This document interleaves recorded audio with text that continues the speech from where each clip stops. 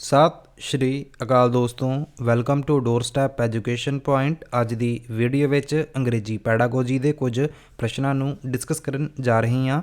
Video ਦੀ ਸ਼ੁਰੂਆਤ ਕਰਨ ਤੋਂ ਪਹਿਲਾਂ ਚੈਨਲ ਨੂੰ ਸਬਸਕ੍ਰਾਈਬ ਜ਼ਰੂਰ ਕਰ ਦਿਓ, ਵੀਡੀਓ ਨੂੰ ਲਾਈਕ ਕਰ ਦਿਓ। ਪਹਿਲੇ ਪ੍ਰਸ਼ਨ ਤੋਂ ਸ਼ੁਰੂਆਤ ਕਰਾਂਗੇ। ਪਹਿਲਾ ਜਿਹੜਾ ਪ੍ਰਸ਼ਨ ਹੈਗਾ ਜੀ, ਜਿਹਨੂੰ ਤੁਸੀਂ ਦੇਖ ਸਕਦੇ ਹੋ, Broca area and Wernicke's area in the left hemisphere of the brain are responsible for speech production and speech comprehension respectively. Above statement is. Statement ਦੇ ਵਿੱਚ ਲਿਖਿਆ ਕੀ ਹੋਇਆ? ਇੱਕ ਹੈਗਾ ਜੀ ਬਰੋਕਾ ਏਰੀਆ, ਇੱਕ ਹੈਗਾ ਜੀ ਵਰਨਿਕਸ ਏਰੀਆ। ਇਹ ਹੈਗੇ ਕਿੱਥੇ ਜੀ? ਇਹਨਾਂ ਏਰੀਆ ਦੀ ਗੱਲ ਕੀਤੀ ਜਾ ਰਹੀ ਹੈ ਦਿਮਾਗ ਦੇ ਜਾਂ ਫਿਰ ਬ੍ਰੇਨ ਦੇ ਲੈਫਟ ਹੈਮੀਸਫੇਅਰ ਦੇ ਵਿੱਚ। ਇਹ ਤੁਹਾਨੂੰ ਥਾਵਾਂ ਵੇਖਣ ਨੂੰ ਮਿਲਦੀਆਂ ਨੇ। ਇਹ ਰਿਸਪੌਂਸਿਬਲ ਹੁੰਦੇ ਨੇ। ਬਰੋਕਾ ਏਰੀਆ ਦੀ ਗੱਲ ਕੀਤੀ ਜਾ ਰਹੀ ਹੈ ਕਿ ਸਪੀਚ ਪ੍ਰੋਡਕਸ਼ਨ ਦੇ ਲਈ ਰਿਸਪੌਂਸਿਬਲ ਹੁੰਦਾ ਆ, ਤੇ ਵਰਨਿਕਸ ਏਰੀਆ ਰਿਸਪੌਂਸਿਬਲ ਹੁੰਦਾ ਆ ਸਪੀਚ ਕੰਪਰੀਹੈਂਸ਼ਨ ਦੇ ਲਈ।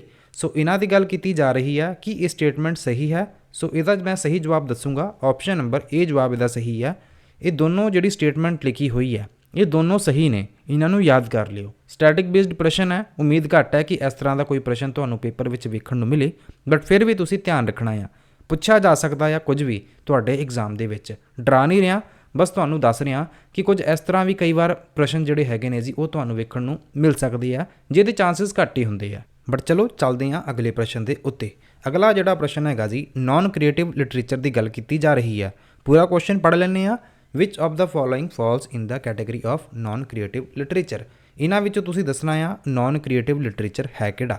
ਪਿਕਚਰ ਕੰਪੋਜੀਸ਼ਨ, ਐਸੇ, ਪੋਇਮ ਜਾਂ ਫਿਰ ਨਿਊਜ਼ਪੇਪਰ। ਗੱਲ ਕਰਾਂਗੇ ਪਿਕਚਰ ਕੰਪੋਜੀਸ਼ਨ ਦੀ। ਇਹਨੂੰ ਤਿਆਰ ਕਰਨ ਦੇ ਲਈ ਤੁਹਾਨੂੰ ਕ੍ਰੀਏਟਿਵਿਟੀ ਦੀ ਜ਼ਰੂਰਤ ਪਏਗੀ। ਸੋ ਇਹ ਨਾਨ ਕ੍ਰੀਏਟਿਵ ਲਿਟਰੇਚਰ ਤਾਂ ਹੋ ਨਹੀਂ ਸਕਦਾ। ਐਸੇਜ਼ ਲਿਖਣ ਦੇ ਲਈ ਵੀ ਤੁਹਾਨੂੰ ਕ੍ਰੀਏਟਿਵਿਟੀ ਦੀ ਲੋੜ ਪੈਣੀ ਆ, ਪੋਇਮ ਲਿਖਣ ਦੇ ਲਈ ਵੀ। ਬਟ ਨਿਊਜ਼ਪੇਪਰ ਦੇ ਵਿੱਚ ਤੁਸੀਂ ਫੈਕਚੁਅਲ ਚੀਜ਼ਾਂ ਲਿਖਦੇ ਹੋ। ਜੇ ਕਿਤੇ ਕੋਈ ਦੁਰਘਟਨਾ ਹੋ ਗਈ ਜਾਂ ਫਿਰ ਕੋਈ ਖਬਰ ਛਪ ਗਈ, ਤੇ ਉਹ ਤੁਸੀਂ ਦੇਖਦੇ ਹੋ ਕਿ ਫੈਕਚੁਅਲ ਚੀਜ਼ਾਂ ਹੀ ਲਿਖੀਆਂ ਹੁੰਦੀਆਂ ਨੇ। ਸੋ ਇਹਦੇ ਵਿੱਚ ਕਹਿ ਸਕਦੇ ਹਾਂ ਕਿ ਇਹ ਇੱਕ ਨਾਨ ਕ੍ਰੀਏਟਿਵ ਲਿਟਰੇਚਰ ਹੈ, ਨਿਊਜ਼ਪੇਪਰ। ਆਪਸ਼ਨ ਨੰਬਰ ਡੀ ਜਵਾਬ ਨੂੰ ਲਗਾਉਂਗੇ ਟਿਕ। ਚੱਲਦੇ ਹਾਂ ਅਗਲੇ ਪ੍ਰਸ਼ਨ ਦੇ ਉੱਤੇ। ਅਸੈਸਮੈਂਟ ਦੀ ਗੱਲ ਕੀਤੀ ਜਾ ਰਹੀ ਹੈ। ਤੁਹਾਡੇ ਅਕੋਰਡਿੰਗ ਜੇਕਰ ਬੱਚੇ ਦੀ ਅਸੈਸਮੈਂਟ ਕਰਦੇ ਹੋ ਤਾਂ ਇਹਦਾ ਜਿਹੜਾ ਮੇਨ ਏਮ ਹੈ ਉਹ ਕੀ ਹੋਣਾ ਚਾਹੀਦਾ ਆ?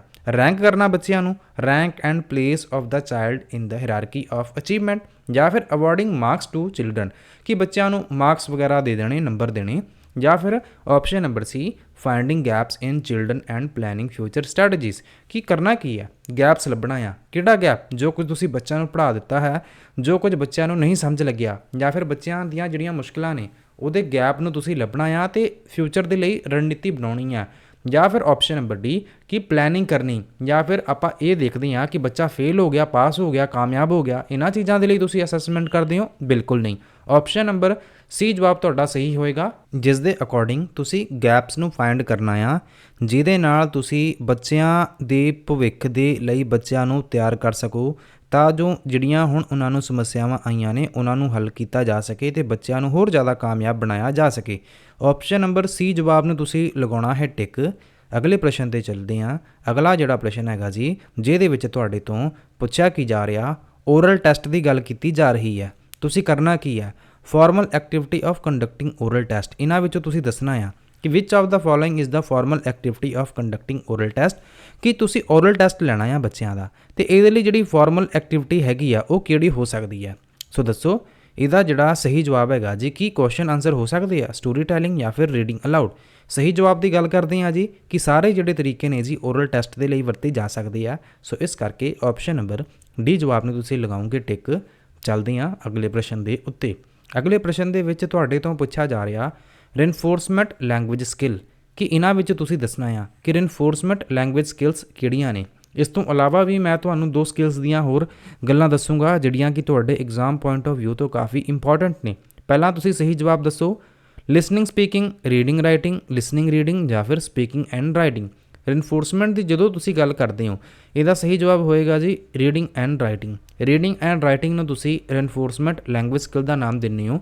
ਆਪਸ਼ਨ ਨੰਬਰ ਬੀ ਜਵਾਬ ਨੂੰ ਟਿਕ ਕਰਨ ਤੋਂ ਬਾਅਦ ਇਸ ਤੁਸੀਂ ਚਾਰਟ ਨੂੰ ਦੇਖ ਸਕਦੇ ਹੋ। ਚਾਰਟ ਦੇ ਵਿੱਚ ਰਿਸੈਪਟਿਵ ਸਕਿੱਲ ਦੀ ਗੱਲ ਕੀਤੀ ਗਈ ਹੈ, ਰਿਨਫੋਰਸਮੈਂਟ ਸਕਿੱਲ ਦੀ ਗੱਲ ਕੀਤੀ ਹੈ, ਐਂਡ ਪ੍ਰੋਡਕਟਿਵ ਸਕਿੱਲ ਦੀ ਵੀ ਗੱਲ ਕੀਤੀ ਹੈ।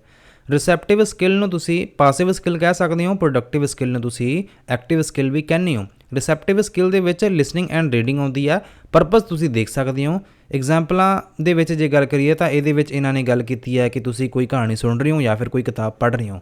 ਰੇਨਫੋਰਸਮੈਂਟ ਸਕਿੱਲ ਦੇ ਵਿੱਚ ਮੈਂ ਗੱਲ ਸਮਝਾਈ ਸੀਗੀ, ਰੀਡਿੰਗ ਅਤੇ ਰਾਈਟਿੰਗ ਨੂੰ ਤੁਸੀਂ ਰੇਨਫੋਰਸਮੈਂਟ ਸਕਿੱਲ ਦੇ ਵਿੱਚ ਸ਼ਾਮਿਲ ਕਰਦੇ ਹੋ। ਜਿਵੇਂ ਕਿ ਤੁਸੀਂ ਕੋਈ ਐਸੇ ਲਿਖਿਆ ਜਾਂ ਫਿਰ ਕੁਝ ਪ੍ਰਸ਼ਨਾਂ ਦੇ ਜਵਾਬ ਦਿੱਤੇ ਬੋਲ ਕੇ, ਐਂਡ ਇਹਦੀ ਤੁਸੀਂ ਵਰਤੋਂ ਕਰਦੇ ਹੋ ਜਿਹੜੀ ਨੌਲੇਜ ਤੁਹਾਡੀ ਹੈਗੀ ਆ ਲੈਂਗੁਏਜ ਦੀ ਉਹਨੂੰ ਸਟਰੈਂਥਨ ਕਰਨ ਦੇ ਲਈ, ਜਿਹਦੇ ਵਿੱਚ ਪ੍ਰੈਕਟਿਸ ਐਂਡ ਉਹਨਾਂ ਦੀ ਐਪਲੀਕੇਸ਼ਨ ਦੀ ਗੱਲ ਕੀਤੀ ਜਾਂਦੀ ਹੈ। ਪ੍ਰੋਡਕਟਿਵ ਸਕਿੱਲ ਦੇ ਵਿੱਚ ਸਪੀਕਿੰਗ ਐਂਡ ਰਾਈਟਿੰਗ ਦੀ ਗੱਲ ਕਰਦੇ ਹਾਂ, ਜਿਹਦੇ ਵਿੱਚ ਤੁਸੀਂ ਮੰਨ ਲਓ ਕੁਝ ਸਪੀਚ ਦੇ ਰਹੇ ਹੋ, ਬੋਲ ਰਹੇ ਹੋ ਜਾਂ ਫਿਰ ਕੁਝ ਲਿਖਿਆ ਤੁਸੀਂ, ਇਹਨੂੰ ਤੁਸੀਂ ਪ੍ਰੋਡਕਟਿਵ ਸਕਿੱਲ ਦਾ ਨਾਮ ਦਿੰਦੇ ਹੋ। ਚੱਲਦੇ ਹਾਂ ਅਗਲੇ ਪ੍ਰਸ਼ਨ ਦੇ ਉੱਤੇ।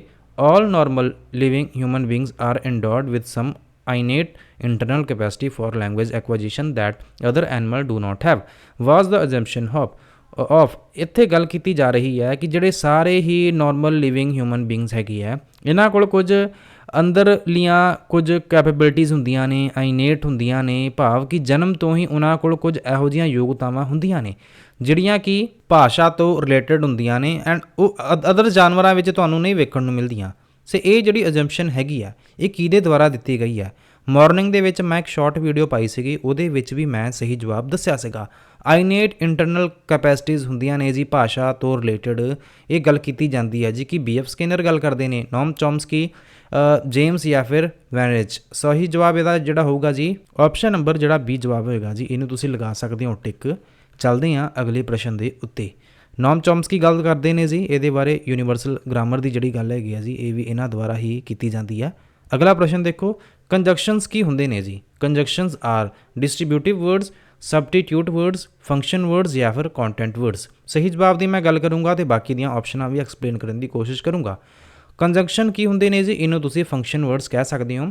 ਕੰਜੰਕਸ਼ਨ ਫੰਕਸ਼ਨ ਵਰਡ ਕਿਉਂ ਨੇ ਜੀ? ਇੱਥੇ ਤੁਸੀਂ ਚਾਰਟ ਤੋਂ ਸਮਝ ਸਕਦੇ ਹੋ। ਵੈਸੇ ਕੰਜੰਕਸ਼ਨ ਹੁੰਦੇ ਕੀ ਨੇ? ਕੰਜੰਕਸ਼ਨ ਦੀ ਜਦੋਂ ਤੁਸੀਂ ਗੱਲ ਕਰਦੇ ਹੋ ਦੋ ਸੈਂਟੈਂਸਿਸ ਨੂੰ ਜਾਂ ਫਿਰ ਦੋ ਕਲੌਜ਼ਸ ਨੂੰ, ਦੋ ਫਰੇਜ਼ਸ ਨੂੰ ਜਾਂ ਫਿਰ ਵਰਡਸ ਨੂੰ ਜੋੜਨ ਦਾ ਜਿਹੜਾ ਕੰਮ ਹੈਗਾ ਜੀ ਉਹ ਕਿਹਦੇ ਦੁਆਰਾ ਕੀਤਾ ਜਾਂਦਾ ਆ? ਕੰਜੰਕਸ਼ਨ ਦੇ ਦੁਆਰਾ ਕੀਤਾ ਜਾਂਦਾ ਆ। ਜਿਵੇਂ ਕਿ ਐਂਡ, ਬਟ, ਔਰ, ਬਿਕੋਜ਼, ਆਲਦੋ, ਇਹਨੂੰ ਤੁਸੀਂ ਕੰਜੰਕਸ਼ਨ ਕਹਿੰਦੇ ਹੋ। ਤੇ ਕੰਜੰਕਸ਼ਨ ਫੰਕਸ਼ਨ ਵਰਡ ਹੋ ਸਕਦੇ ਆ। ਫੰਕਸ਼ਨ ਵਰਡ ਕਿਵੇਂ ਹੋ ਸਕਦੇ ਆ? ਫੰਕਸ਼ਨ ਵਰਡ ਵੈਸੇ ਕਿਹੜੇ ਹੁੰਦੇ ਆ? ਵਰਡਸ ਹੁੰਦੇ ਨੇ ਜਿਹੜੇ ਕਿ ਫੰਕਸ਼ਨ ਕਰਦੇ ਆ ਗ੍ਰਾਮੈਟਿਕਲੀ। ਵੈਸੇ ਤਾਂ ਇਹਨਾਂ ਦਾ ਮੀਨਿੰਗ ਵੀ ਹੁੰਦਾ ਆ ਬਟ ਇੱਕ ਸਪੈਸੀਫਿਕ ਮੀਨਿੰਗ ਕੈਰੀ ਨਹੀਂ ਕਰਦੇ, ਇਸ ਕਰਕੇ ਇਹਨਾਂ ਨੂੰ ਫੰਕਸ਼ਨ ਵਰਡ ਆਪਾਂ ਕਹਿੰਦੇ ਆ। ਜਿਵੇਂ ਕਿ is, the, of, in, and. Content word ਕਿਹੜੇ ਹੁੰਦੇ ਨੇ ਜੀ? ਜਿਨ੍ਹਾਂ ਦਾ ਕਹਿ ਲਓ ਕੋਈ ਮੀਨਿੰਗਫੁਲ ਇਨਫੋਰਮੇਸ਼ਨ ਹੁੰਦਾ ਆ ਇਹਨਾਂ ਦਾ।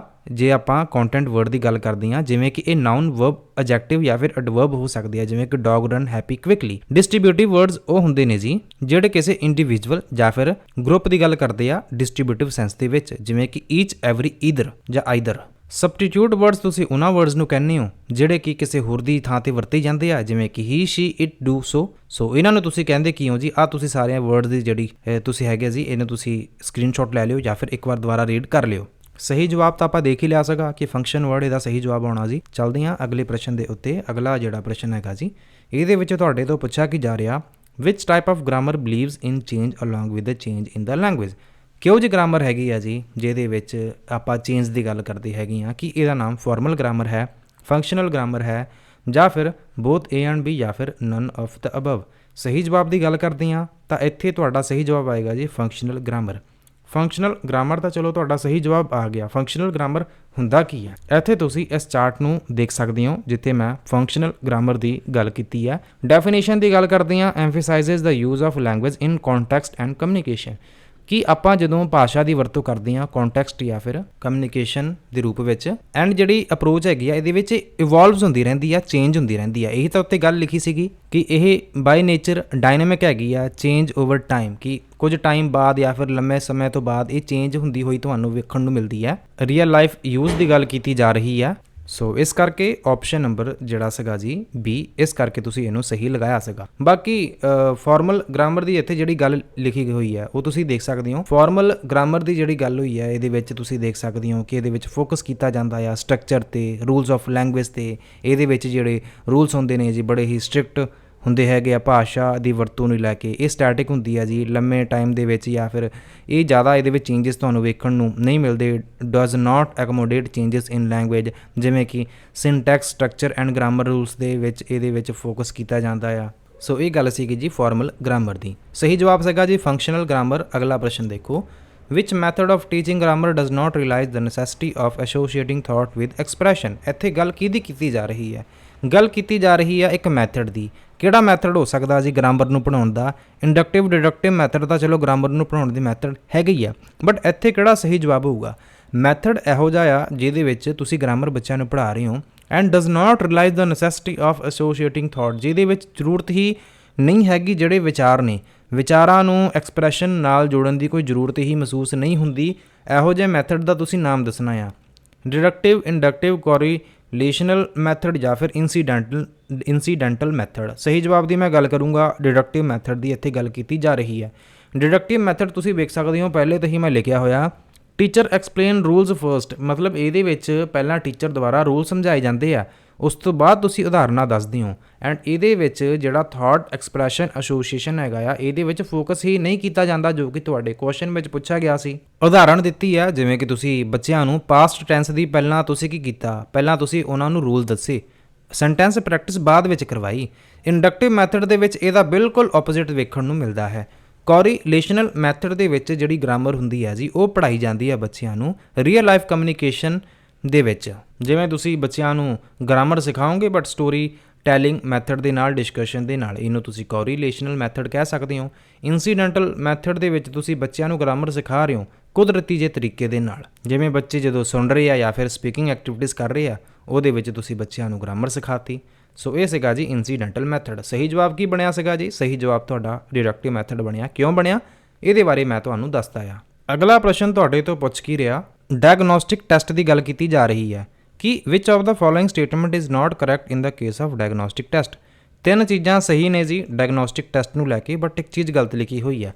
ਪਹਿਲੀ ਆਪਸ਼ਨ 'ਚ ਲਿਖਿਆ ਹੋਇਆ diagnostic test help us to know the particular strength and weakness of the student, ਕਿ ਡਾਇਗਨੋਸਟਿਕ ਟੈਸਟ ਦੇ ਨਾਲ ਆਪਾਂ ਨੂੰ ਪਤਾ ਲੱਗ ਜਾਂਦਾ ਆ ਬੱਚਾ ਕਿਹੜੇ ਪਾਰਟ ਵਿੱਚ ਸਟਰੋਂਗ ਹੈਗਾ ਆ, ਕਿਹੜੇ ਪਾਰਟ ਵਿੱਚ ਵੀ ਕਹਿ ਲਓ ਕਿ ਬੜਾ ਵਧੀਆ ਆ ਜਾਂ ਫਿਰ ਬਹੁਤ ਵੀਕ ਹੈਗਾ ਆ।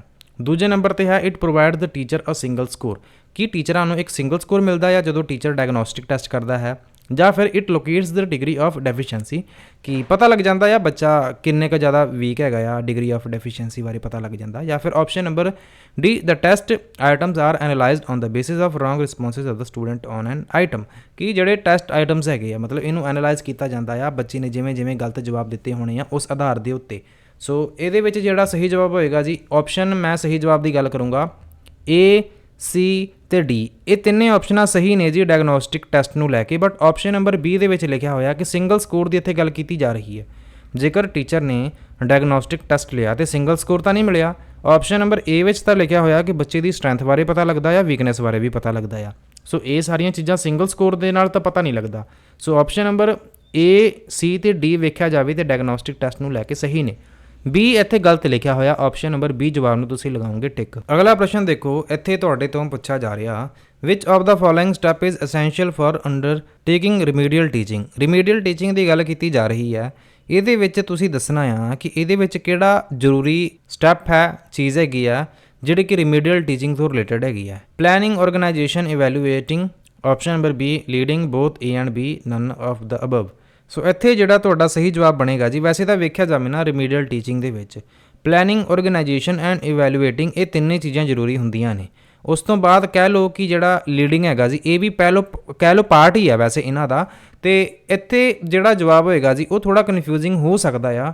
ਐਂਡ ਇਹੋ ਜੀ ਸਿਚੁਏਸ਼ਨ ਦੇ ਵਿੱਚ ਜਿਹੜਾ ਜਵਾਬ ਪੀਐਸ ਸਟੈਟ ਵੱਲੋਂ ਲਗਾਇਆ ਜਾਊਗਾ ਉਹ ਤੁਹਾਨੂੰ ਮੰਨਣਾ ਪੈਣਾ ਆ। ਸੋ ਠੀਕ ਹੈ, ਤੁਸੀਂ ਆਪਸ਼ਨ ਏ, ਬੀ ਦੋਨੋਂ ਲਗਾ ਸਕਦੇ ਹੋ। ਅਦਰਵਾਈਜ਼ ਇਹ ਆਪਸ਼ਨ ਹੈ ਨਾ ਜਿਹੜਾ ਇਹ ਕਹਿ ਲਓ ਵੀ ਜ਼ਿਆਦਾ ਸਹੀ ਹੈ। ਗਲਤ ਵੈਸੇ ਬੀ ਵੀ ਹੈ ਨਹੀਂ। ਸੋ ਆਪਸ਼ਨ ਨੰਬਰ ਤੁਸੀਂ ਸੀ ਲਗਾ ਦਿਓ, ਆਪਸ਼ਨ ਨੰਬਰ ਸੀ ਜਵਾਬ ਤੇ ਟਿਕ। ਚੱਲਦੇ ਹਾਂ ਅਗਲੇ ਪ੍ਰਸ਼ਨ ਦੇ ਉੱਤੇ। ਅਗਲੇ ਪ੍ਰਸ਼ਨ ਦੇ ਵਿੱਚ ਤੁਹਾਡੇ ਤੋਂ ਪੁੱਛਿਆ ਜਾ ਰਿਹਾ which of the following is the sub skill involved in listening. Listening ਦੀ ਸਬ ਸਕਿੱਲ ਦੀ ਗੱਲ ਕੀਤੀ ਜਾ ਰਹੀ ਹੈ। Identification or decoding sounds, understanding syntactic patterns or structures, identifying information, emotional and attitudinal tone, ਜਾਂ ਫਿਰ all of the above।